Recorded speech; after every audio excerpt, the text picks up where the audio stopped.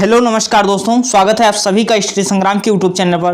Class 4 होगी सामान्य हिंदी की previous year question paper. Most important प्रश्न है, इसमें कुछ नए प्रश्न भी हैं और आपकी क्लास 2023 में दशा और दिशा को दोनों सुनिश्चित कर सकती है। तो चलिए शुरू करते हैं। निम्नलिखित में से कौन सा मूल स्वर नहीं है, बताइए लोग। कि अब देखिए ये प्रश्न लेने का क्या सेंस, हम सरल भी प्रश्न करा सकते थे, लेकिन आपके लिए बहुत अच्छा प्रश्न है। कौन सा मूल स्वर नहीं है, मतलब मूल स्वर कौन से नहीं है। मूल मतलब दीर्घ स्वर नहीं है, ये चीज आपसे पूछी गई है यहाँ पे। तो दीर्घ स्वर हमने आपको बताया वर्णमाला की क्लास, अगर आप नहीं देखिए तो आप पूरी वर्णमाला की क्लास देख डालिए, जिसमें आपको पूरा क्लियर हो जाएगा। अब यहाँ आप बताइए जो लोग जुड़े हैं कि कौन सा दीर्घ स्वर नहीं है, तो दीर्घ स्वर कौन हो जाता है, ये बड़ा हो जाता है, बड़ी ई हो जाता है और बड़ा ऊ हो जाता है। जबकि ओ जो होता है या क्या होता है, आ धन, जैसे आ से धन ऊ से मिलकर या क्या बनता है, ओ बन जाता है। जब आ धन ऊ से मिलकर बनता है तो यह क्या हो जाता है, ओ हो जाता है। और ओ क्या होता है, कंठ, मतलब आ का उच्चारण स्थान कंठ होता है, ऊ का ओष्ठ होता है, तो ये क्या हो जाता है, कंठोष्ठ हो जाता है। इसका उच्चारण स्थान कंठोष्ठ हो जाएगा। नेक्स्ट आपका 2 नंबर है क्वेश्चन, उपसर्ग। अधिकारी में कौन सा उपसर्ग है। उपसर्ग की भी क्लास हमारे द्वारा ली गई है, तो उपसर्ग भी आपको क्लियर होगा। अधिकारी में कौन सा उपसर्ग है, ये बताइए। आ होगा या अधि होगा या री होगा या बड़ी ई हो जाएगा। इसमें बताइए 2 नंबर का आंसर दीजिए सभी लोग कि अधिकारी में कौन सा क्वेश्चन होगा, मतलब कौन सा उपसर्ग होगा। तो अधि उपसर्ग आपका बिल्कुल सही हो जाएगा। उपसर्ग क्या होते हैं, शब्द के पहले हो लगते हैं। और उपसर्ग का अर्थ क्या होता है, उपसर्ग का अर्थ सर शब्दांश हो जाता है। या बार बार प्रश्न पूछा गया है कि उपसर्ग का अर्थ क्या होता है, तो शब्दांश हो जाता है।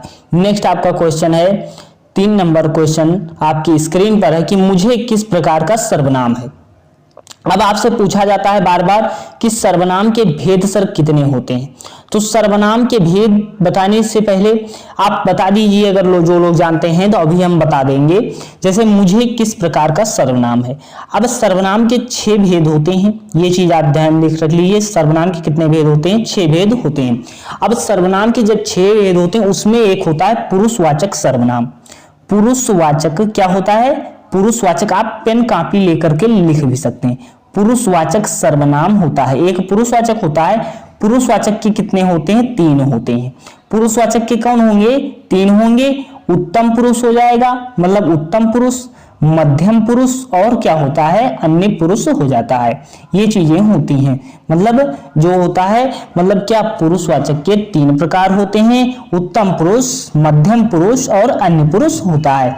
अब यहाँ पे आप कैसे करेंगे कि मुझे क्या है, तो उत्तम पुरुष से मतलब मुझे, मतलब क्या हो जाएगा, यह आप बताइए। तो मुझे अगर पूछा गया है तो यह क्या होगा, या उत्तम पुरुष हो जाएगा। अर्थात मैं या हम या जो मुझे आ जाए तो यह उत्तम पुरुष होता है। अगर वह दिया गया होता, तू तुम दिया होता तो मध्यम हो जाता, अगर वह दिए होते तो अन्य पुरुष हो जाता। नेक्स्ट आपकी स्क्रीन पर 4 क्वेश्चन है, बिल्कुल इंपॉर्टेंट है। प्रत्यय, उपसर्ग प्रत्यय की क्लास कंप्लीट करा दी गई है, जिन्होंने नहीं देखा देख लीजिए। और आपको समझ लीजिए बेस्ट से बेस्ट प्रोवाइड कराने की प्रयास है। आप लोग भी मेहनत कीजिए, हम तो मेहनत कर ही रहे हैं आपके लिए। मतलब निम्नलिखित में से नी प्रत्यय नहीं लगा है, नी प्रत्यय नहीं लगा है, उसे बताइए। शेरनी है, मोरनी है, नौकरानी है, कुटनी है। अब यहाँ पे आप बताने का प्रयास कीजिए, आप कंफ्यूज हो चुके होंगे। अब जैसे शेर लिखा होता है, अगर शेर लिखा है उसमें सर नी प्रत्यय लग गया, नी प्रत्यय लग गया तो क्या होता है सर, शेरनी हो जाता है। जब शेर लिखा था उसमें नी प्रत्यय लग गया तो क्या हो गया, शेरनी हो गया। ऐसे क्या था, मोर लिखा था और मोर जब लिखा था फिर उसमें नी प्रत्यय लग गया, मोर, तब क्या हो जाता है, मोरनी हो जाता है। ये चीज आपको क्लियर हो गई होगी। लेकिन यहाँ पे है नौकर लिखा हुआ था, अब नौकर लिखा हुआ था फिर उसमें आनी प्रत्यय लगा है तो नौकरानी हो जाता है। लेकिन यहाँ पे पूछा था कि नी प्रत्यय नहीं लगा है, इसे आपको बताना था। तो नौकरानी में आनी प्रत्यय लगा है, न कि नी प्रत्यय लगा है। नेक्स्ट आपका 5 नंबर क्वेश्चन है कि राम लक्ष्मण से पत्र लिखवाता है, क्रिया अर्थात काल का रूप कि पत्र लिखवाता है, इस वाक्य में क्रिया कौन सा रूप है? सही उत्तर को चुनिए आप लोग। बेस्ट से बेस्ट है। आपको क्वेश्चन कैसे लगेंगे कमेंट सेक्शन में जरूर बताइएगा। राम लक्ष्मण से पत्र लिखवाता है, इस वाक्य में क्रिया का कौन सा रूप है? पूर्णकालिक क्रिया है, प्रेरणार्थक क्रिया है या संयुक्त क्रिया है? यह चीज आप बताइए कि आखिर इसमें कौन सा हो जाएगा। जब कार्य दूसरे द्वारा करवाया जा रहा हो, मतलब राम लक्ष्मण से पत्र लिखवाता है, तो जब दूसरे से कार्य लिखवाया जा रहा हो, कार्य करवाया जा रहा हो, तो वहां पे क्या होता है? प्रेरणार्थक क्रिया हो जाती है। यहां से क्वेश्चन आपके एग्जाम में बना है, तो सारी चीजों को मैंने फॉलो किया और प्रत्येक चैप्टर से आपको प्रश्न इसमें मिलेंगे। आप एनालाइज कर लीजिएगा कि इस टेस्ट में बहुत मेहनत होती है और आप 8 बजे जरूर जुड़िए रोज। निम्नलिखित में से एक कर्मधारय समास नहीं है। अधमरा, लड़का जो है भूख से अधमरा हो गया। तुम्हें भला बुरा स्वयं सोचना चाहिए। विवाह में ऊंच नीच देखना चाहिए। उठो दिया बाती का समय हो गया। अर्थात इसमें आपसे क्या पूछा गया है कि इसमें पूछा कर्मधारय समास है, इन्होंने गलत प्रिंट हो गया है। इसमें क्या पूछा गया था कि कर्मधारय समास है, तो कर्मधारय समास किसमें है? तो अधमरा में है। मतलब अधमरा क्या है? हमने बढ़ाया है समास में, अधमरा क्या हो जाएगा? कर्मधारय समास हो जाएगा। भला बुरा क्या होता है? या द्वंद्व समास हो जाता है। जबकि ऊंच नीच क्या होता है? अभी द्वंद्व समास होता है। और दिया बाती क्या होता है? द्वंद्व समास होता है। बहुत अच्छा। और 7 नंबर आपकी स्क्रीन पर क्वेश्चन है, बताने का प्रयास कीजिए कि क्या होगा। निम्नलिखित में से कौन सा शब्द गो का अर्थ नहीं है? अर्थात अनेकार्थी पूछा गया है, तो गो का अर्थ आखिर कौन सा नहीं है आप बताइए। तो गो का अर्थ गाय भी होता है, यह चीज आपको पता होनी चाहिए। लिख लीजिए, इंद्रिय होता है, नदी होता है। जबकि आपका क्या है? गज नहीं होता, यह गज आपका नहीं होता। गज किसका हो जाएगा सर? तो गज आपका जो है आपका किसका हो जाएगा? यह आप देखिए कि गज जो आपका है या हाथी का हो जाता है। किसका हो जाएगा? या हाथी का हो जाएगा। नेक्स्ट क्वेश्चन आपकी स्क्रीन पर है 8 नंबर कि मूक का विलोम क्या है। एक एक चैप्टर से ढंग से क्वेश्चन उठाए गए हैं कि आप में सिंगल प्रश्न न छूटे आपके एग्जाम में। 8 नंबर है कि मूक का विलोम क्या है? अल्पभाषी, वाचाल, मृदुभाषी या कटुभाषी। तो मूक का विलोम क्या होगा? विलोम का अर्थ उल्टा होता है। तो मूक का अर्थ क्या होता है? मतलब साइलेंट होता है, मतलब कम बोलने वाला।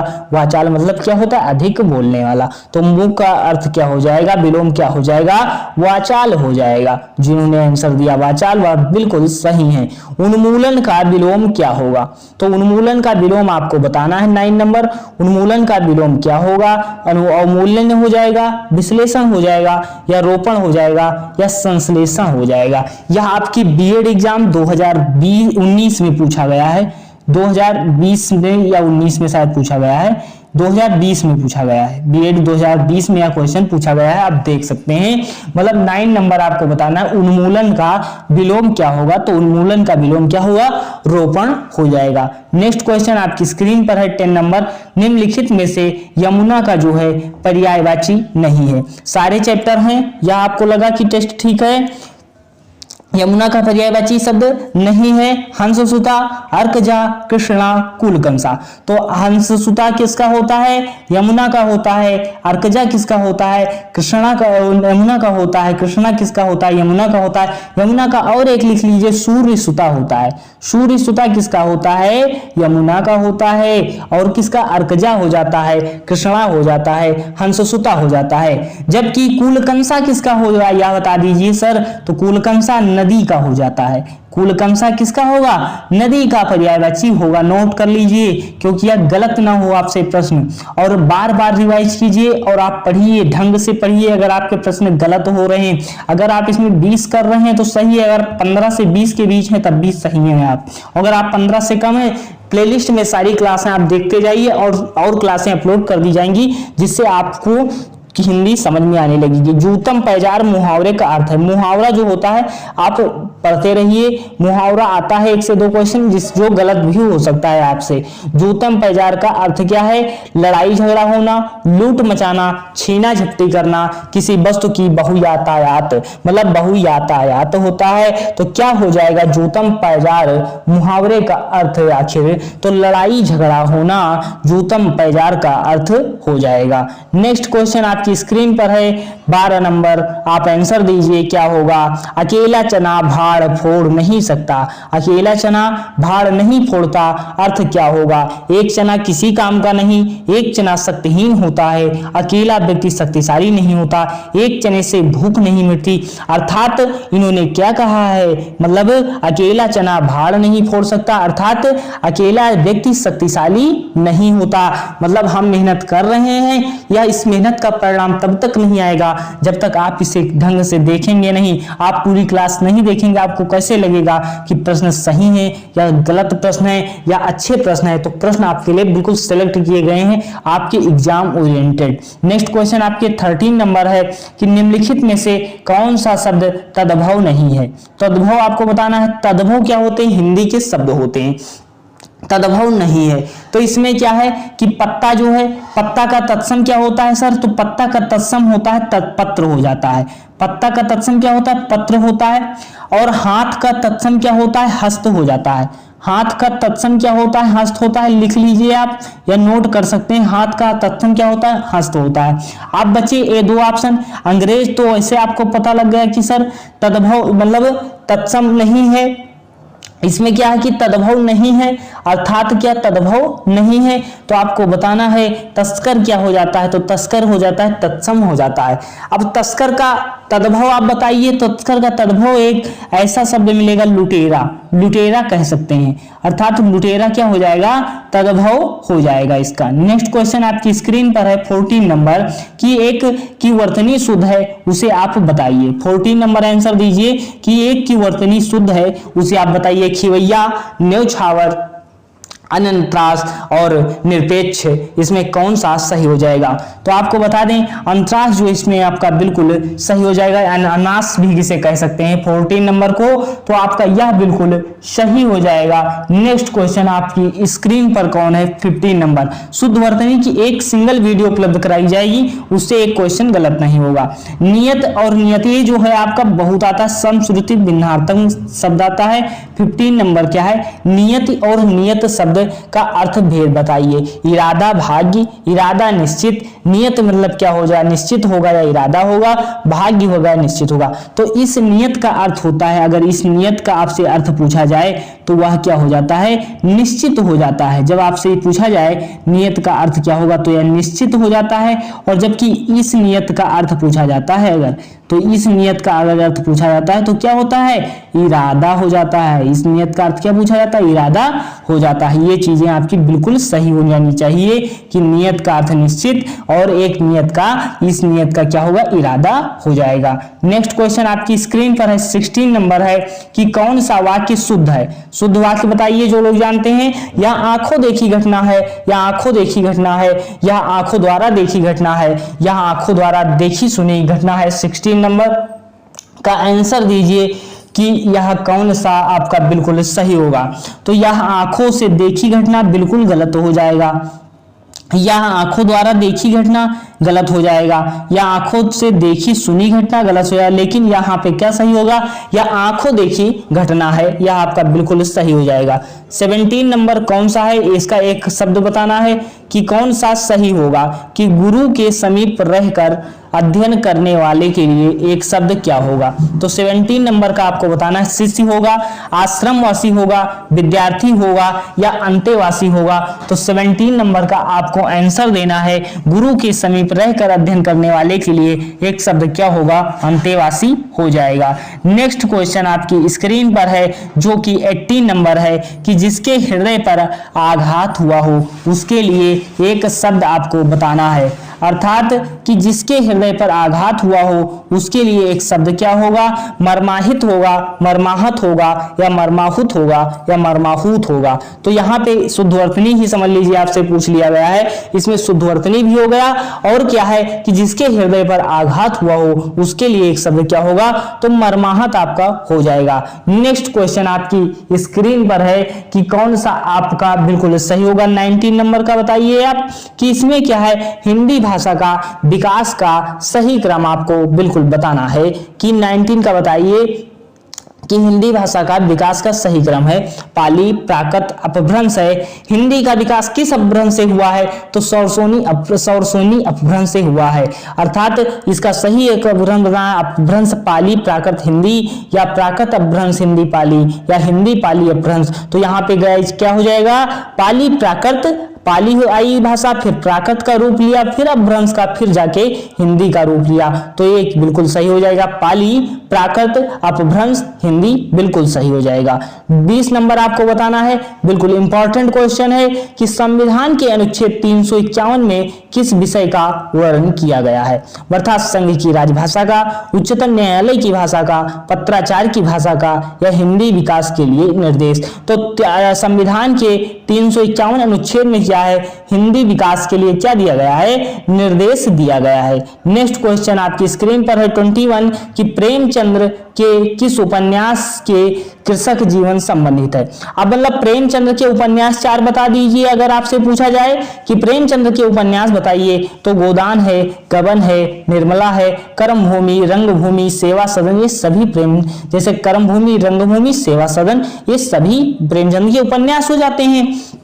ये उपन्यासकार समझ लीजिए प्रसिद्ध उपन्यासकार थे ही। तो 21 का आंसर आप दीजिए कि कृषक जीवन से समस्याओं से संबंधित इनका आखिर कौन सा उपन्यास है, वह आप बताइए। तो गोदान मतलब जहां गाय होगी, मतलब गोदान, गाय मतलब गाय का दान याद कर लीजिए। तो जहां गाय होगी वहां क्या होगा, कृषि तो होगी, कि जब कृषि होगी तब भी तो गाय होगी। तो गाय क्या है, कृषि से संबंधित है, तो गोदान अर्थात कृषक जीवन से संबंधित गोदान हो जाएगा। नेक्स्ट क्वेश्चन आपकी स्क्रीन पर है, बताना है 22 नंबर है कि कनक कनक ते सौगुनी मादकता अधिकाय व खाए बहुरात नर या पाए बहुरात, कौन सा अलंकार इसमें होगा। 22 का बताइए। सारे चैप्टर से आपके प्रश्न 1 से 2 लिए गए हैं और बिल्कुल इंपॉर्टेंट लिए गए हैं। काफी मेहनत, आपको क्लास भले 20 से 30 मिनट की मिले पर इससे समय कितना लगा है, 4 से 5 घंटे समय लगा है, क्योंकि क्वेश्चन सिलेक्ट करने में भी टाइम लगता है मेरे दोस्त। तो आप लोग जो लोग जुड़े हैं शेयर कीजिए अधिक से अधिक कि हम भी आपको बेस्ट से बेस्ट उपलब्ध करवा सकें। कनक कनक ते सौगुनी मादकता अधिकाय जे जे पाए, जो है वो आप खाए बहुरात या आप पाए बहुराय। तो इसमें अलंकार आपको बताना है। तो कनक कनक 2 बार आ रहा है, अर्थात क्या होता है अलंकार, आप बता दीजिए कितने प्रकार होते हैं। अर्थात अलंकार कितने प्रकार के होते हैं, तो क्या होता है शब्दालंकार, अर्थालंकार। अलंकार कितने होते हैं सर, यह चीज आप बताइए। अलंकार, तो अलंकार जो है आपके कितने हो जाते हैं, शब्दालंकार हो जाता है और अर्थालंकार हो जाता है। अर्थालंकार लिख लीजिएगा, सुन लीजिए, अर्थालंकार और उभयालंकार हो जाता है। शब्दालंकार, अर्थालंकार, उभयालंकार, 3 अलंकार होते हैं। अब क्या है इसमें हम देखेंगे कि इसमें क्या पूछा गया है, उपमा अलंकार होगा या एमक होगा या अनुप्रास होगा या श्लेष होगा। तो 22 का आंसर दीजिए। तो इसमें क्या होता है, एमक हो जाता है। अर्थात एक जो 2 कनक दिए गए हैं, एमक में होता है जितनी बार शब्द रिपीट होगा उसके अलग अर्थ निकलेंगे। अर्थात एक बार कनक का अर्थ क्या होता है, सोना हो जाता है, और एक का अर्थ क्या होता है, धतूरा हो जाता है।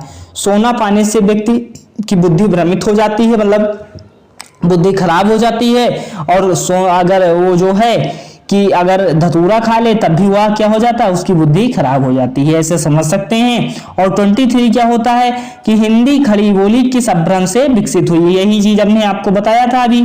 तो हिंदी किस अपभ्रंश से विकसित हुई है, यह प्रश्न पूछा गया है। मागधी से, अर्धमागधी से, सौरसेनी से या ब्रांचर से। तो हमने आपको क्या बताया था, सौरसेनी अपभ्रंश से हिंदी भाषा मतलब खड़ी बोली विकसित हुई है। 24 का आंसर दीजिए कि जिस मतलब समाज से बेस्ट इंपॉर्टेंट क्वेश्चन है, यह आप नोट कर लीजिएगा, इंपॉर्टेंट क्वेश्चन।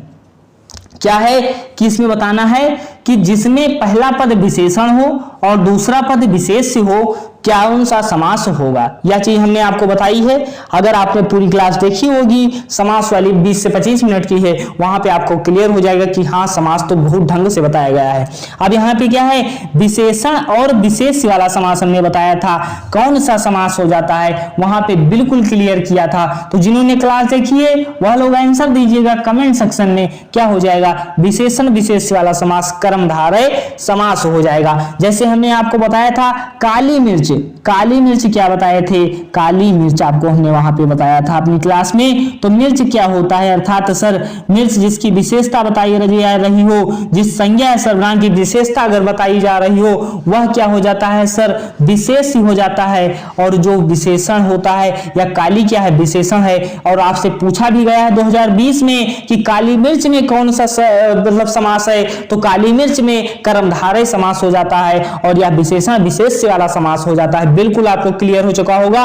और आपने एक द्वंद्व समास है, अगर पहला संख्या संख्यावाची दिया गया हो, मतलब चौराहा है यह दिया गया हो, या कोई चीज दे दी जाए, मतलब चौराहा दे दिया जाए या शताब्दी दे दिया जाए, तो यह क्या हो जाता है, यह द्वंद्व समास हो जाता है, अर्थात पहला पद संख्यावाची होना चाहिए। नेक्स्ट क्वेश्चन 25 नंबर है कि निम्नलिखित में से नदी का पर्यायवाची बताइए कि कौन सा होगा। तो नदी का पर्यायवाची आपको बताना है, निम्नंगा होगा या त्रिपतगा होगा या कुलकंसा होगा या कुलवती होगा। नहीं है, याद ध्यान कर लीजिए, बीएड के रिलेटेड क्वेश्चन है, मतलब बीएड में यह पूछा जा सकता है क्योंकि नहीं है। लेवल देखिए क्वेश्चन का, मतलब 3 आप जानते हैं नहीं, 1 जानते नहीं तो गलत भी हो सकता है। निम्नलिखित में से नदी का पर्यायवाची शब्द नहीं है, इसमें आपको बताना है। अर्थात निम्नंगा जो होता है नदी का होता है, कुलकंसा भी हमने आपको बताया नदी का होता है, कुलवती जो है नदी का होता है, जबकि त्रिपतका नहीं होता। त्रिपतका आखिर किसका होता है, तो त्रिपतका किसका हो जाएगा, गंगा का हो जाता है, अर्थात गंगा का त्रिपतका हो जाता है। लिख लीजिए कि त्रिपतका किसका पर्यायवाची है, गंगा का। कंटिन्यू क्लास पाना चाहते हैं अपने दोस्तों के पास शेयर कीजिए, जिनको लेना है गवर्नमेंट कॉलेज, चाहते हैं कि हाँ अपने हालातों को हम ना कोसें और गवर्नमेंट कॉलेज लें ताकि बीएड कर सकें, तो उनकी सबके पास क्लास को शेयर करना आपका दायित्व बन जाता है। शेयर कर दीजिए और चैनल को सब्सक्राइब कर लीजिएगा। कंटिन्यू मिलते रहेंगे इसी तरह। तो मिलते हैं नेक्स्ट वीडियो में, धन्यवाद।